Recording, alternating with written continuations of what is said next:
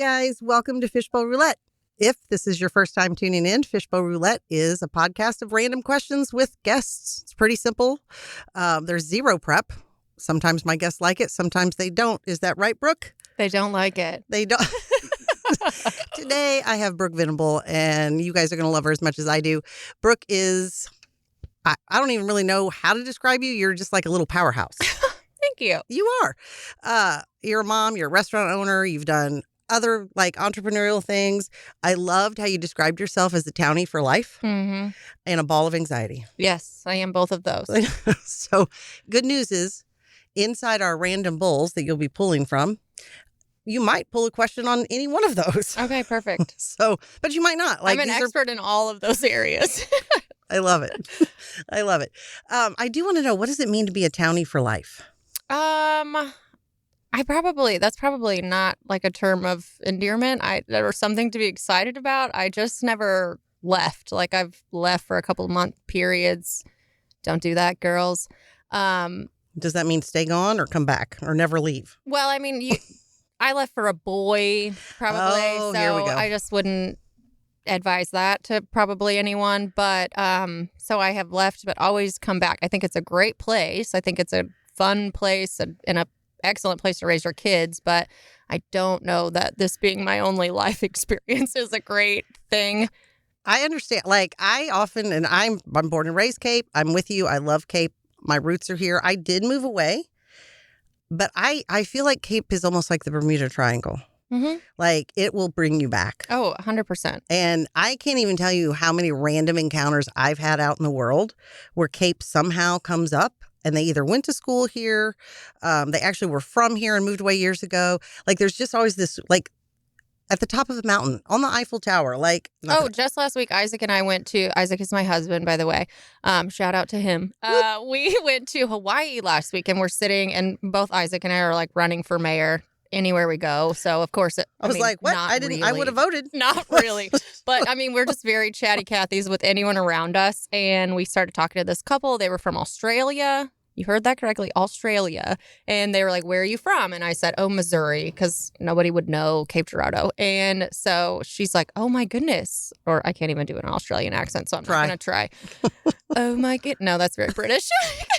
Almost. So she's like, what part of Missouri? And I said, Cape Girardeau. And she goes, oh, my goodness. My grandson is going to junior college at Three Rivers. And I'm like, what on earth? You're from the other side of the world. Right. And yeah, they ended up, their grandson went to Three Rivers, met a girl here, is getting married here, and then they have to travel back to Missouri to watch their grandson's wedding. But it's accurate. Yeah. That's accurate. So, yeah, I get it. Townie for life. Townie for life. You can move away, but you will come back. It will draw you back in. My husband and I have talked about so many times just going other places, and with his job is pretty easy until I planted some roots in the restaurant industry. But we also just take advantage of our community and our connections here. So not take advantage, we take for granted, I would say, because we have 3 kids and they are a ball of energy, and it is nothing for his mom or my mom just to call and be like, hey, you guys go do something so we can see the kids, which I love and is awesome. And then, as you know, your daughter is a huge part in raising our kids also. So, yeah, we have a lot going on here. Yeah, when we moved away, we moved to South Florida. First we moved to Arkansas, and from there we went to South Florida because that was supposed to be a 5-year plan that we executed in 6 months. But anyway, we ended up in South Florida, and you do take it for granted because all of a sudden we didn't have anybody. Mm-hmm. The upside was you met people like sort of anonymously, meaning they met you on your terms, right? They didn't know who your family was or, your great-grandmother and my great-grandmother this, blah, blah, blah. But the other side is what do you do with your kids? Like, yeah, I mean, it can feel very isolating for sure, which when I had moved to a couple different places, I didn't have children, which was great, but it can also feel very isolating. Oh, yeah. You know, very freeing on one end and then very isolating on another because your core isn't around you anymore. True story, and then we will dive into some of these bowls, but when we were in Florida, I still remember the girl's dad coming home and saying, we'd been there probably a year, it was very close to a year. Yeah. And I'm like you, I'm running for mayor. I'm chatty Cathy. I'm going to talk to the wall. You want to be friends here in the Target line? You seem fun. Yes. He came home and he said, I think I found us some friends. And I was like, what? He goes, we've been invited to a party. What? I love that. And they did go on to become friends. And, we did the kid thing together and but that was like probably the first time in my life where I really realized how important and how lost I had felt without having that. Yeah. It's a big deal. Yeah. Townies for life. Townies for life. I like it. I like it.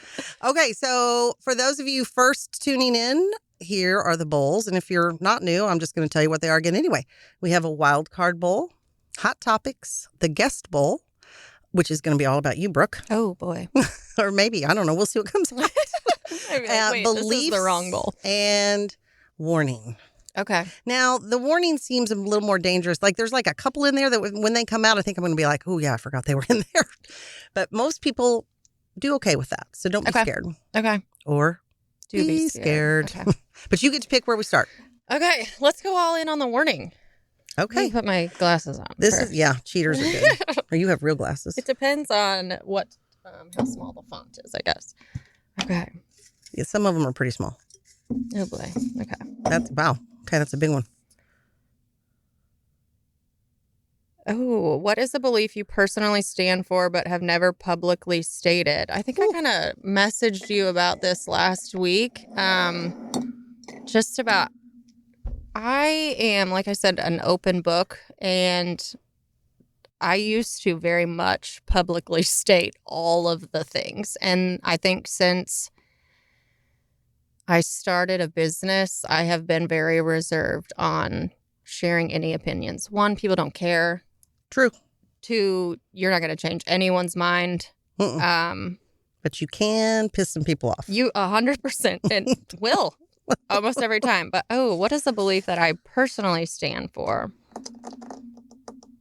See, I told you I would get these questions and just like not know how to answer them. I don't think that co-parenting has to be or should be as difficult as people make it. Okay. Yeah. You want to share a little bit more about your experience? Our family unit is very... So I would listen to one of your podcasts with Shelby, I think. I don't know her, but just about how normal hers kind of was. And I really resonated with that. That's why I love your podcast, because I know almost everybody that's been on your podcast, and some of them on a more personal level. But I feel like I have connected with something in each of them, which is bizarre to me. Yeah. It's awesome. Our family unit is very different. I had Bodie before I met my husband now. And honestly, at that time, his dad could have got lost in the river and that would have been fine. But he's great now. His wife is great now. My husband's obviously great. He is pretty great. And we do everything for Bodie together. I mean, to the point of if he's playing baseball and my mom and her husband have a lake house at Kentucky Lake, and I'm like, let's just all stay there together kind of thing. Wow. Yeah. And it definitely takes the bonus parents being very mature with that relationship as well. We're all in a group chat when we need to communicate with stuff about our son. So anytime anybody's just like fuming about the ex or these rules and all these things, I'm like, it does not have to be that complicated. How did you get to that place? Because I do know enough of your story to know that is definitely not where you started. Not where I saw that was going, for sure. And what do you think was what was the catalyst? I hope my mom doesn't listen to this, but I kind of was raised in a home where, like, you just say whatever comes to your mind, and it should be forgotten very quickly. Which my husband coming into that was like, wait a minute, you guys just called each other the B word. I thought we were, like, done with that relationship forever. And I'm like, actually, this is, like, kind of normal. Like, we would go to war, and then 20 minutes later, hey, do you want to go shopping? I'm like... Yeah. Which is not healthy, but it is like, I don't recommend. Yeah, I don't recommend that. But that is kind of always been my personality, to get over things pretty quickly. But I also knew that when Bodie's dad was in a healthier place, that he is and always has been at his core a great dad. he does all of the things that Bodhi loves to do. Fishing, hunting, baseball, all the stuff that we don't necessarily get to do at our house. Bodhi's the oldest, so we still have 2 littles. So it's not all entertain Right. Bodhi at our house. Right. So, I mean, I've met your 2 littles. Bodhi's trying to survive. we all are. Help. But I love when they come to the office, though. yes. So they are, Bodhi's dad is just a really great dad. So ultimately, the first night that I met my husband, I almost said current husband, but that feels like there will be another. There won't, I promise. Isaac, if you're listening, call me. I met my husband for the first time. We sat down. It was this very like open conversation of like, hey, this is what you're going to hear about me. Hey, this is what you're going to hear about me. Like, if we're good with that, let's move forward. And the very first night I was like, here is my story about Bodhi's dad. And I definitely had some fault in that. It was not a great situation, but we are never going to speak negatively of him in front of our children. And he was on board with that. So that was what was so awesome. Our 2 littles even call him Daddy Ben. I don't know if I'm allowed to say his name on the air, but like it's a complicated thing just because they don't understand like divorce and separation and all these things. So that's pretty amazing. Yeah. In not that long of a time period. No. Wow. I didn't know. I knew that you guys had smoothed things out, but that's pretty cool. Yeah. And I think to your point, like, why, I know a lot of people that it's not the case. No. And a lot of people who, even as their children are adults, they'll use their co-parenting as an excuse to like still battle each other. Oh, yeah, absolutely. And I'm like, first of all, your kids are raised. Yeah. Secondly, when I got divorced, I made a decision. I was done fighting. Yeah. And because you don't have to anymore. Right. It's not about you anymore. You don't have to care about the finances trust me when I say I understand other people are in worse situations than what he and I were in. But yeah, but I don't want to tell too much of your story. It was not a great situation. No, there was abuse, there was vices on both ends. I don't at all want to say that was just him, but I knew I was safe now, and he was safe, and we were both in a healthier place. So it doesn't matter what happened. Like, obviously, if your kids are in danger, that's not a good thing. But it was never that. So it was just easy to say, like, let's just be the best parents that we can be for our kid. Do you think that is the catalyst or the thing that caused you guys to heal? I'm going to say together. Like, one of the things that I believe is, unless you're just literally not speaking to your co-parent ex-spouse, there's always a little bit of some type of intimacy because you had a child together and you're pouring into this person. And so you have to walk that line. And you kind of have to walk that, like, those inside jokes or, anything like that. But like, was stepping into that, did that just help you move past all of the things that you also were trying to heal from? I think so. Absolutely. There were parts of me that... And him too, probably. There were parts that were harder, and my husband and I have talked about it. I don't think we knew... Bodhi's dad and I didn't know each other in a healthy place. So it's hard to see. It's great to see. And you asked how I move forward. And I think ultimately at first I just had to pray that, like, he would be a good dad and he would stay healthy for our kid. But then it got to be, Isaac and I were praying together that, like, he would just be happy as a person. Like, he would just... That is powerful. Yeah. He, like, for himself would just be good and find happiness, which I think he has. His wife, he totally outkicked his coverage. She's incredible. But again, I think it takes 2 bonus parents coming in to be completely mature and confident where they are as well. Yeah. Wow. Thanks for painting that picture. You're welcome. Well, that is really, I was thinking about my cousin. I have all girl cousins on my dad's side of the family, and we are all divorced.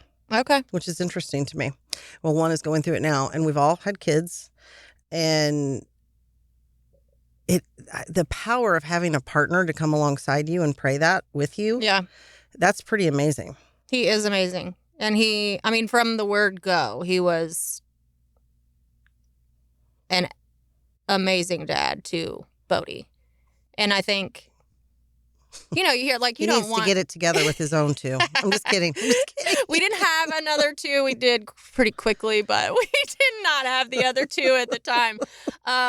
But also, it takes a comfortable biological mom and dad because, you think, do I necessarily want my kid to call someone else mom?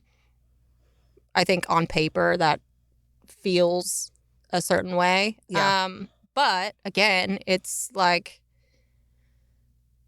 this person I know cares a significant amount about my child. Right. So that feels your back might good. Come up, but you can get it to go back down.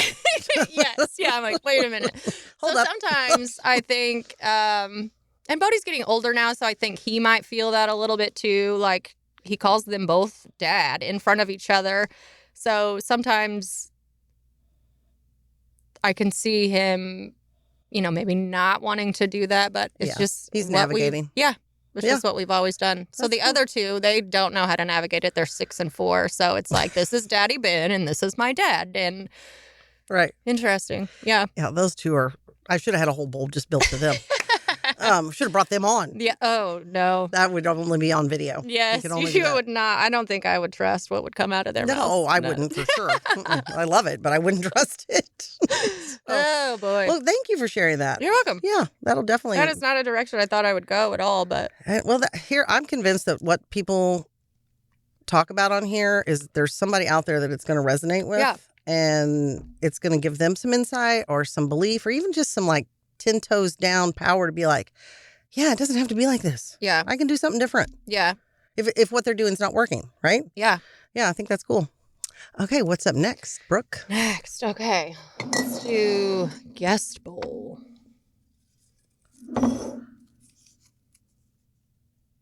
When you picture the life you thought you'd have versus the one you actually have, what's the biggest difference? Okay, I saw that. This happens all the time, and I swear, but when I saw that question, I was like, she's going to get that question. And there's a lot more questions in there. But that kind of tags on what we were talking about even. Yeah. What's the life you thought you would have? Oh, I was going to be a softball player. I was going to go to college for that. I was going to complete college. I was going to get married. I was going to have a few children, and then I was going to be a mom. And that was it. Yeah. I mean, I would have a job. Right. Or maybe not. Some kind of something. We don't know. Yeah. So then I stopped playing softball my senior year and quickly learned in college it is not where I wanted to be.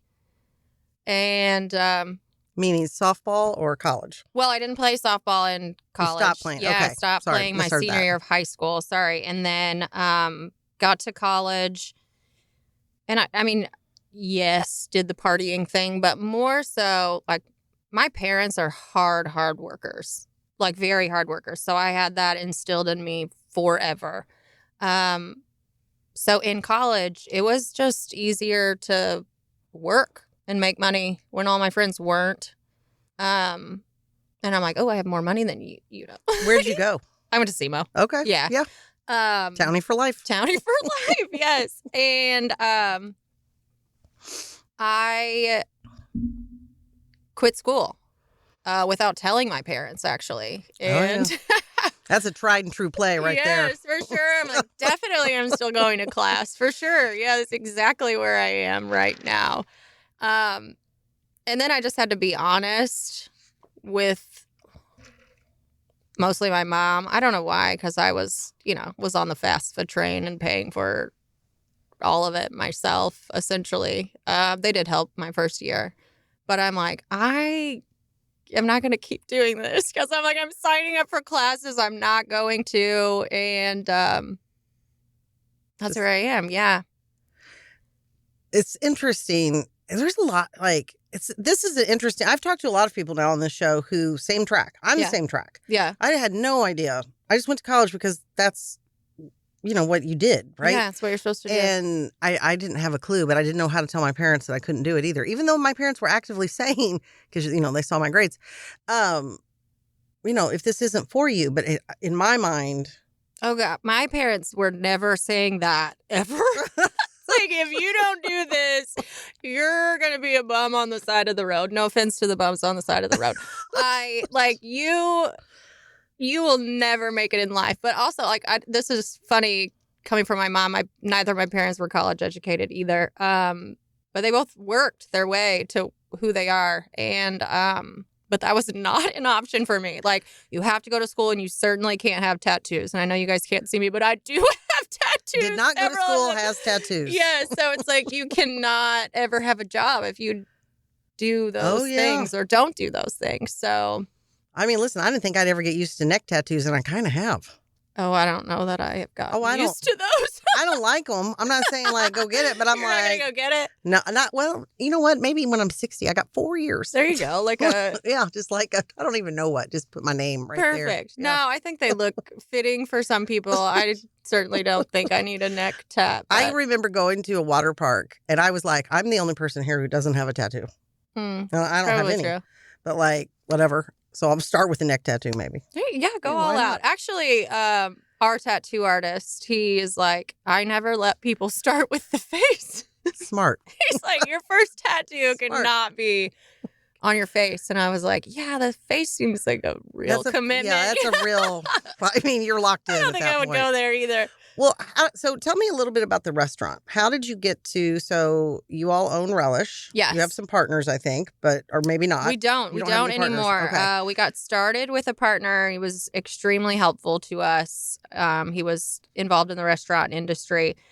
Isaac and I just love hole in the walls, specifically sandwiches. So when we go on vacation, like I said, we just went to Hawaii last week. We try to find the pilot house of wherever we're going. Yeah. I don't want to go to P.F. Chang's or right across from a hotel was Cheesecake Factory. I like a little Chili's, but I'm probably going to do it here. You know what I mean? Yes. So if it's something we can get at home, we try not to do it while we're out. Now my kids love a Jimmy John's or a McDonald's. So yeah. Okay, that's fine. You have the best sandwich shop in town, but it's whatever. And my kids eat a peanut butter and jelly sandwich when they come there. Yeah, that tracks. Yeah, I'm like, of course. What is the saying? You're something in your own town? I don't even know. Yeah. So Pharaoh. You're a pharaoh in your own town. Yeah. So I always knew I wanted to be an entrepreneur of some sort. And I have turned every hobby I've had into some way to make money. But I'm also very fluid with my hobbies. Like this week I thrift and resell, or this week I'm making jewelry, or they've always been small scale hobbies that I can give up very easily when they are no longer fun. I mean, I get that. So I came home one day and I was like, I'm going to start a sandwich shop. And I am very, like I said, just fluid. And my husband is he is an attorney, and every stereotype of personality that you would think comes with that does. And he's very much like, do you have a business plan? Do you have numbers? How many sandwiches do you have to sell to make your rent? I'm like, okay, you are killing my vibe. I am just going to start this business and it's going to be fantastic and it's going to look really cool. I don't care what the numbers are. I'm building it. They will come. Yes. And it sounds like a terrible idea because it is. But somehow it has worked because apparently there are a lot of other people that love sandwiches. Well, first of all, it is a vibe. Yes. So I do really believe this. If you give people an experience, people are going to show up. People are going to pay money for that. Whatever that is, I mean, I won't name the chains that I like. I do like them, but that has nothing to do with an experience. But when I walk into something like your place or one of the other local, like just cool places here, you just get a feeling. You know what I mean? And then the food's great on top of it. That's a keeper. Yeah. I mean, sometimes people have asked me before. How do you build a business plan around a vibe? I don't. My husband didn't like that idea either. But I've told several people, I'm like, I feel kind of like a scam because people are like, how did you come up with this idea? And I'm like, I love sandwiches no matter what time of the day it is. But, and it wasn't like a genius idea. I'm just like, I think Cape needs that. But also I think at its core, I just wanted to create a space that made people feel the way that you're explaining. Like you come as you are and you can feel totally welcome, or you can, eat at the front tables by yourself. Or, I mean, we do have people that come in and read, which is kind of loud sometimes. But That's cool that they're doing that, though. Yeah. That says a lot, honestly. Yeah. So, I mean, people just want to be in your space. I have always loved hosting. Now, we've talked about my anxiety. I get very anxious about hosting because I plan every intricate detail. But so ultimately, I think I'm good at that. So let me just create a space where people feel taken care of. And I think my staff feels that, which I do have the greatest staff of all time. Your staff seems to be an extension of you. And that's exactly what I want. I always feel very safe and secure if I cannot be there, which they have allowed me, because at first it was like, I am not seeing my kids or my husband at all. Right. Which I knew that it would be work, and I am not afraid to work, but I did not know how much work it would be. And it's a lot. So I feel very good about people being taken care of even when I'm not there, just because of and it all has happened very organically, I would say. Yeah, so I just feel like, yes, thank you for saying that they are an extension of me, just because I think you're going to be treated by them the same way that you would be treated by me. Yeah, no question. I truly do enjoy going in. Yeah, I mean, I enjoy the food too, but shout out to the spicy Italian or whatever it's called now. It's my favorite. I've tried. I always go back to it, but they're always very welcoming. But it's very clear that they're on task. Mm-hmm. Your bartender gives me just enough crap that I feel really welcomed. Yeah, you know what I mean? They're your true friend. Yes, yes. And that's what I count on you for. I love it. I love it. Yeah, good. That's really cool. All right, where do you want to go next? Okay. Oh, do you have any suggestions? No. I don't know. Beliefs is a good one, although we kind of talked a little bit. Yeah. Let's go. Let's see what I just hot put topics? some new ones. Okay. Put some new ones in there. I'm trying to. This sounds spicy. You try to I don't want people to get one and be like, I'm not answering that. Oh, the pettiest thing I've ever done. Oh. Ooh. This ought to be good. Are you petty? Sometimes. I am a petty fighter. Okay. Yeah. Yeah. I mean, I definitely have had petty moments, but I'm trying to think I know people who have done, actively done stuff that I'm like, are you kidding me? You could get arrested for that. I don't know that I have any specific moments that I have been the pettiest, but I am when Isaac and I argue, he's going to crack up because we just ran into a couple while we were on vacation, and he was the woman was like, my husband is very petty. And I'm like, oh, I am too. You're never going to out silent treatment me, or you're never going to be louder than me. I will meet you on every level that you are. You want to silent treatment me, I will silent treatment you 3 days longer than what you planned for. That's awesome. Yeah, I don't know. That's pretty petty. Basically, you're like, whatever you do, I need to pick another question. I'm doing 10 times better. Yes, I know. I'm competitive, and even on those levels. Yeah. That's funny. Well, I actually have a lightning round for you. Oh, perfect. Okay, I didn't know if I was going to get one of those. Oh, yeah. Did these go back in the... No. Oh. No. No. Everybody always tries to put them back. I'm like, no, we get new questions. Okay. Okay. What's one thing only a true townie would understand, but outsiders would judge immediately about Cape? Our barbecue. Agreed. Our barbecue. I love Wibbs so much. I love Pilot House so much, but it's like you talk them up and then people from other places come and they're like, what? I know. And then meanwhile, I go to Kansas City and listen, I'm just not, because I think I grew up here, I'm not a saucy, I don't need my barbecue, I don't need my ribs like dripping inside. I just want a good dry rub and some good smoke. We're good. Yeah. You know? Yeah. Yeah, I get that. That's funny. How many personalities do you juggle in a day, and which one is your favorite? This really, let's call Isaac. Yeah, no kidding. You'd be like, he has names for some of them. So my initials are BEV. And if I am being extra sassy, he's like, all right, Bev, like break it down.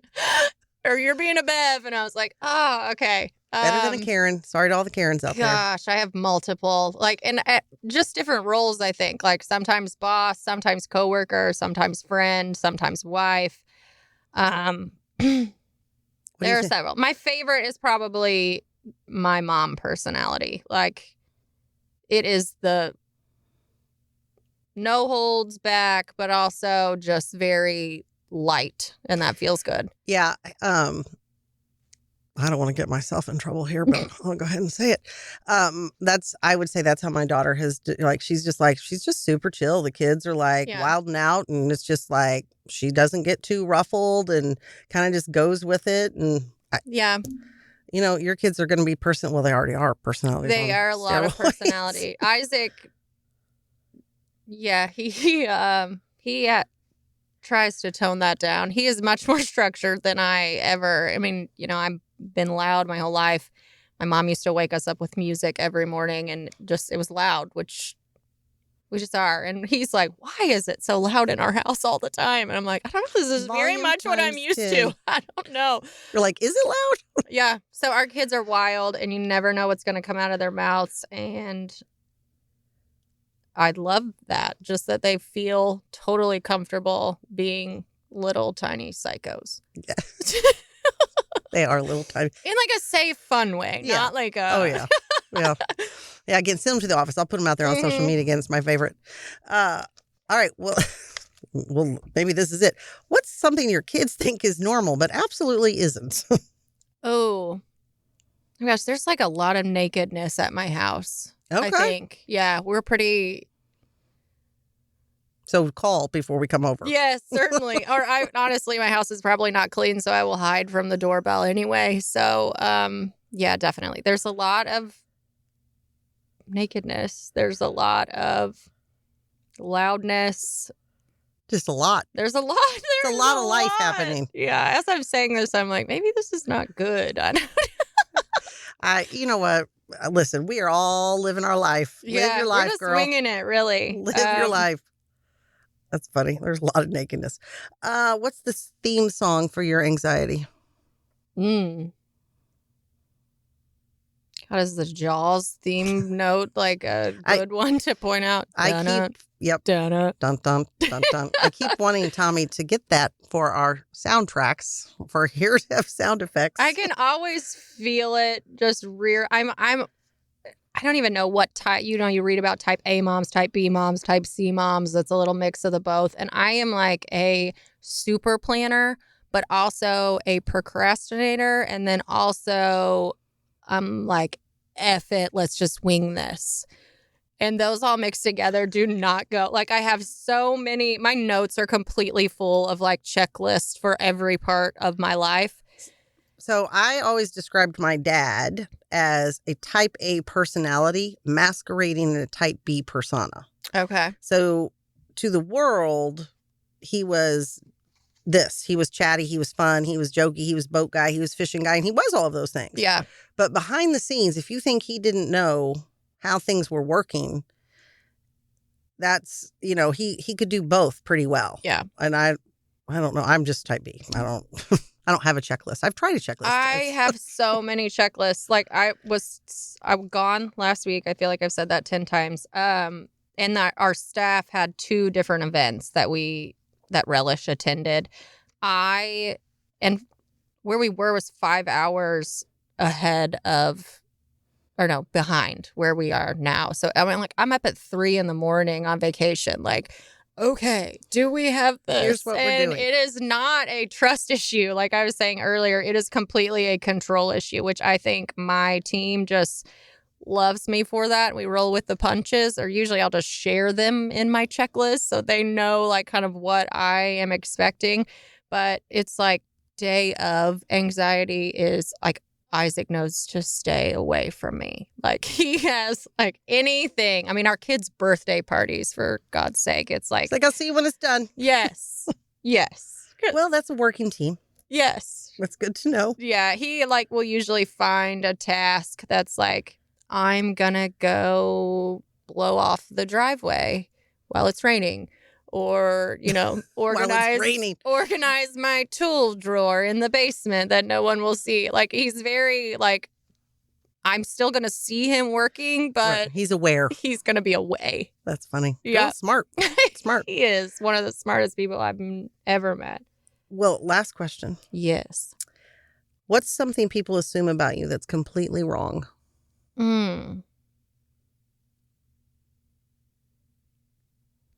I feel like I'm very approachable and vulnerable. And maybe my face doesn't say that. Well, first of all, I disagree because I'm pretty sure you and I totally just met randomly. Yes. But I do understand what you're saying. I don't think it's your face. I have RBF. You do not have RBF. I definitely have it. And that's just, I can just tell you it's the jowl thing that just happens at a certain point. But, do you think that you don't fit a mold? No. But you are very approachable. You are very friendly, but you also like, I mean, I've seen you at the restaurant, like, you know, and you're going to stay on task, on point. Yeah. And maybe to some people that's off-putting. I don't know. Yeah, I don't know either. And probably just right now I have to think about that. Yeah. My former self, like I was telling you earlier, very opinionated. I was a very different mom before I had children. I was a very different wife before I had a husband. I had opinions on all of those things and how they should be. And then life just had a way of humbling me. And then it was like, I can't talk bad about people anymore because it doesn't. Yeah.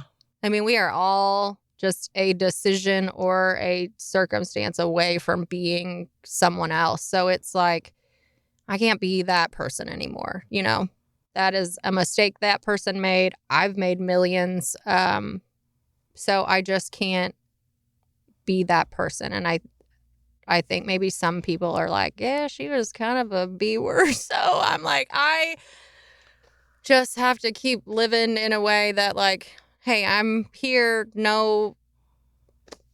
Yeah, you're not going to change people's minds or opinions. So I'm like, whatever you think, that's good with me. Right. Well, I mean, I think to your point, you've learned grace. Yeah, absolutely. And it is easy to have opinions when you haven't walked it. Yeah. Right. And then you walk. I mean, yeah, when you walk situations and you know, and I personally have made active decisions where in the moment of the decision, I'm not somebody who fools myself. I know that this is the wrong decision. Yeah. I know that this is not going to come out okay on the other end. Yeah. But this is what I'm doing right now because it's either easy, I don't know what else, like whatever it is. Yeah. And then you look at that and you're like, when did I have any space to judge somebody else? Because absolutely. When you see where you're at in those moments, I think it's just gives you understanding of really people are trying. I really do believe this, even though there's craziness in the world. Most people are trying to do the best that they can. All of us. And sometimes the best is just coming from such a really hard place. Yeah. I mean, sometimes minimal effort is the best. That's all. Yeah, that's exactly right. Give. Yeah. That's it. That is my it in that toxic moment. trait is that I only really resonate with people that have been through hard stuff, which sucks because I'm like, if your life has been great, I love that for you. That's fantastic. But I don't feel like there's a level that we can meet on because that has never been me. That has never been any of my close girlfriends. That's not my husband. That's not my son's dad. That's not my kids. Like we've just all walked through hard stuff. There's certainly people that have walked harder things. Right. I always want to keep that in mind. But I surround myself with people that just like have come out on the other side of. So my toxic trait is I don't believe that there are people who haven't gone through hard stuff. I just believe that there are people who don't tell the truth about it. Yeah. And that's okay. They can do that. Like, I have found freedom personally in surrounding myself with people who were like, yeah, that's who I was 5 years ago. Oops. Yeah, I mean, we're just all really great. like a shit show together. Can I say shit on here? Okay. Yeah, oh yeah. Yeah, you're going to get me the explicit rating. Oh, perfect. Yeah, you can. Well, Brooke, thank you so much for being on. Thank you so much for having me. I was very nervous. How'd we do? Great. Yeah, thank you. Well, you shared a lot. That co-parenting, I really believe that in and of itself, I just always think there's a nugget here for people. And that's why I'm doing the podcast, is to just ordinary people who are doing pretty extraordinary things in their so-called ordinary lives. Yeah. I think there's power out there to collect people and connect people and do all the things. So Brooke Venable, Relish Sandwich. So we'll say the name. Say the real name. I'm going to say Relish Sandwich Shop. And it's Sandwich Bar and Social Club. And everyone messes it up. I've only been there, like 7 times. But downtown Cape, it's delicious. Yes, come see me. Yeah, definitely. For those of you who cannot come to Cape Girardeau and go to the sandwich shop, thank you for listening. We have had a ball here today. I hope you have too. If you heard something that you liked, would like to leave us a review, a share, send it to somebody. That's what keeps us moving up the podcast chain. So that's what we're trying to do here. And as always, just go light the world. Thanks for listening.